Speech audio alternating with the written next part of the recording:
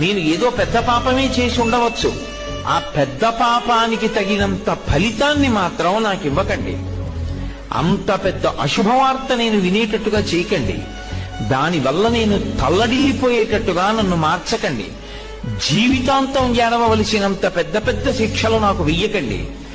మరి నీ పాపం ఎలా పోతుంది? నన్ను అనుగ్రహించండి. నేను తప్పు చేశాను. ఎందుకు చేశాను?